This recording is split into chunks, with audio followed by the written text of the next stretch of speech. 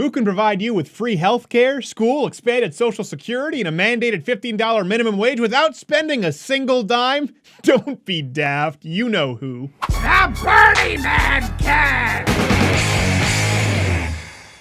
So I received this flyer at the Grand Rapids Feminist Film Festival, and ironically, people who hate social justice warriors were mad at me for not supporting Bernie Sanders. Off the bat, disregard the fact that his tacky campaign slogan was stolen from a late 80s Jane Fonda workout tape. Feel the burn, you bitches! Many of you think that I'm wrong on the financial issues, and that's fair. Even Bernie Sanders himself has said that the attacks on him are unwarranted, despite the fact that he's never really rebutted them. So I'm gonna promise them free health care and free college. But Bernie, how do you plan to pay for that? It's never come up! So anecdotally, this is the promo material that was sent to me. And these are all the free things proposed without any real plan to pay for them other than these two things. Plus a third thing that we'll get into. Up on the housetop! Clack, clack, clack! Down through the chimney! With more free shit! Now, is this even close to financially viable? Granted, all mathematical equations available to human beings right now say no. But you don't have to take my word for it. Take a look, it's in a book, a reading rainbow. Now, before we get into the nitty-gritty, please allow me a moment to plug our capitalist sponsors in Audible.com. This week, there's a promotion going on at Audible.com/Crowder where you can get a free audiobook to try. Again, that's Audible.com/Crowder. It's free. Support the show. I recommend Ben Carson's book, read by Mr. High Energy himself. Benny, we're going to be just fine, because she believed it. And if you don't download it, you're probably racist. Audible.com/Crowder. Again, it is a great service because, like the podcast that many of you listen to on iTunes or SoundCloud with Audible, you can listen to a book if you don't have time to read it, and it can be going on in the background while you're reading, researching, studying. I use it all the time. Audible.com/Crowder. I really do recommend it, and don't be racist to get Ben Carson's book. Back to Sanders. Financial experts have done the math, and they have figured out that Bernie Sanders' plan would add an additional $18 trillion to our national debt over the next 10 years. I know you'll say it's Wall Street Journal. It's been debunked. I'll get to that as well. Really quickly, here on YouTube, I see some self-professed financial gurus use national deficit and debt interchangeably, but they're different, and it's important. Why is that? So the deficit in 2014, meaning the annual spending beyond our revenue, was $500 billion. Our national debt is around $18 trillion. So the deficit is the yearly overspending, and the national debt is the cumulative, the sum total. So if we round the numbers for simplicity at $500 billion in annual deficit, in 2 years, that'll put us at $19 trillion, okay? Okay, so in addition to the current spending deficit of hundreds of billions, the Bernie Sanders proposal would add an additional, on top of that spending, $18 trillion in debt over the next 10 years at minimum. So on what does Bernie Sanders plan to spend this money? Well, free college, free healthcare, expanded social programs. Here are some free phones! Treat yourself! Space Gray sucks! Is that a 6 plus? You want a 6 plus? Give him your 6 plus! No. Give him your 6 plus! Hey! Give him your 6 plus! Now, like I said, some of this math came from the Wall Street Journal, and Bernie Claus's supporters were quick to condemn it as dishonest, and so are the Occupy Democrats page of the 99%. Yet his supporters and Bernie Sanders himself have yet to offer an official rebuttal or even explanation for the new spending, instead say that we could potentially save money in the theoretical. But Bernie, someone is bound to ask you how to pay for this. Trust me!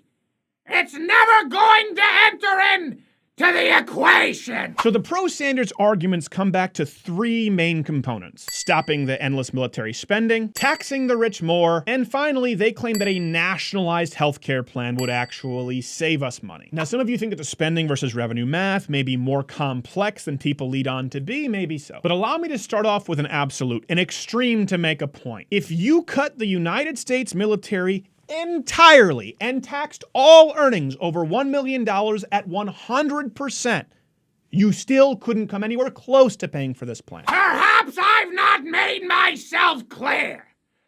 The chances of the media or my voting constituency asking how I'll pay for this plan is lower than Ted Cruz having a sex dungeon. Okay, so let's start with the military. The military-industrial complex. Why is that phrase thrown around so much? Because just like ignorant bumper stickers, it assumes that the United States' biggest expenditure is its military. It's not. Total military spending in this country accounts for 18% of our budget. About the same as Social Security, Medicare, Medicaid, and certainly a lot less than all of our safety programs and welfare initiatives when combined. Not even close. People love to throw out the number that the United States spends more on its military than anybody. But when you account for percentage of GDP, we're just so successful in America, we actually spend less than Russia, Saudi Arabia, and Israel. Food for thought, in the last 7 years, year-over-year, increased spending on the military has far outpaced the United States in many countries like Russia, China, Saudi Arabia, Turkey, etc. Granted, I know many of you think that's a good thing and that the United States military might should be seen as an evil instead of a virtue. So let's just move on right now to the numbers. 2014 total military spending was around $610 billion.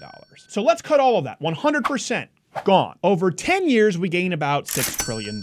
Congratulations, you've made the United States and the world a much less safe place, but you're not even close to paying for all of Bernie Sanders' free stuff. Just tell all those kids that we'll take that shit from other people's piles of shit so we can give them more free shit. Which brings us to point dos, multiculturalism. Okay, so let's tax the wealthy. They can afford it. After all, the top 1, maybe 5, 10% didn't earn that through responsible saving, investing, and tireless work, so it's the moral thing to do to steal their shit. Let's assume so. Still, would it solve the spending problem? Firstly, when we throw around terms like top 1% or 10%, it's important that we define them. What constitutes the top 1% in America? It's actually any household with annual income exceeding $500,000. A great living to be sure, but hardly the vilified billionaires we've come to believe. But let's start with a number even higher. The top percentage of the top 1%. Would it even cover our costs? Let's say you taxed all earnings, every dollar, 100% over $1 million in this country. What would you get? About another $616 billion annually. Add that with the $6 trillion from entirely cutting the military, and you've got another $6 trillion, so you're at $12 trillion. Damn it, still $6 trillion short. Missed it by that much! Moving along down the trail, disregarding the fact that nobody would work for free, the negative ramifications would be insane, particularly the punishment on small business owners, and the fact that essentially a 100% tax is absurd. How else can we generate revenue? Well, you'd probably have to increase that number from the top percent of the top 1% to, let's say, the top 5%. Those bastards can still afford it. So what defines the top 5%? Any households earning $190,000 annually or more. Damn, I thought they'd have more. Well, what if we just take almost everything, or 90% like Bernie Sanders seems okay with everyone in the top 10%. Top 10% in the United States is any household earning $150,000 or more. Not exactly the fat cats you thought, huh? Still, for the greater good, they can afford to have more, if not nearly all of their stuff taken, right? Not exactly. Even those evil 150,000 heirs are still overburdened, paying over 73% of the taxes already, despite only making up 43% of all revenue. Even if that sounds fair to you, Mr. Pantsless YouTuber with a bag of Cheetos, it still doesn't make skyrocketing their taxes any more financially viable. Not boxes. It's why Greece, with their 46% income taxes, well, Greece. It's why their own government has a really tough time collecting taxes. It's why the Laffer curve exists. It's why nearly every single empirical economic study ever conducted and published in peer-reviewed academic journals shows a negative impact between higher taxes and economic growth. Son of a bitch! I know where you're going with this!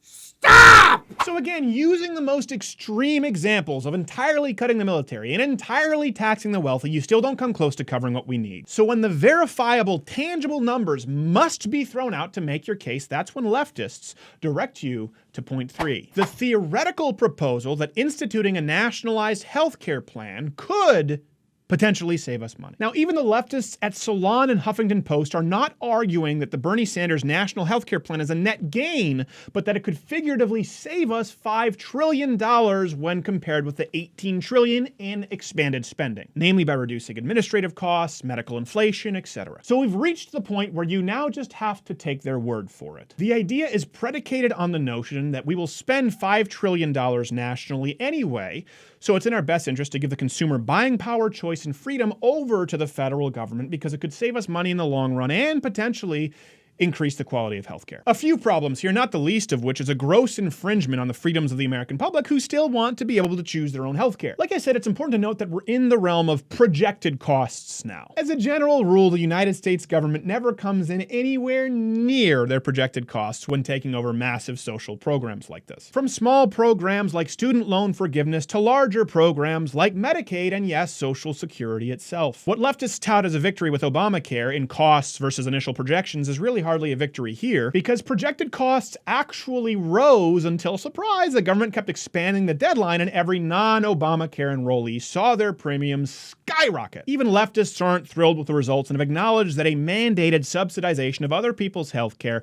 is not really comparable to the projected costs of a nationalized single-payer healthcare plan. So you have to point to countries like Canada, where I was raised, and you can see a video here on Canadian healthcare, as a moral victory, when Canadian liberals themselves have acknowledged the need for reform and fixing the $500 pay gap when it comes to their nationalized healthcare plan. I said 500, I meant 500 billion. Again, I don't want to spend that much time on this point because the fact is everybody is guessing. It's like arguing over whether Superman could beat Batman in a fight or Ronda Rousey versus Floyd Mayweather. It's silly, it's unrealistic, and a whole lot like Bernie Sanders. How can you be so selfish? Bernie, no! He only has a 5S! No! You son of a bitch! So in closing, and I'm getting very near the end of this now, to believe in Bernie Sanders' proposal and tax plan, you have to do the following. Disregard that cutting our military entirely wouldn't make a dent. Disregard that taxing the wealthy and even households with $150,000 a year or more, those bastards at an astronomical rate wouldn't cover it, and disregard the fact that said job creators and wealth generators would take their wealth and jobs somewhere else. You must believe that the wealthy will effectively work for free because they want to pay for your stuff just that much. Once you ignore all these concrete and tangible examples, simply shout that a nationalized healthcare plan would save us money and make up for the trillions and trillions of dollars in costs completely unaccounted for. Give it over! It's for the greater good! Ah! The scariest part? There are still millions of people who actually believe in it, and nothing you or I say can convince them otherwise. Because how can you compete with make-believe? Stop it!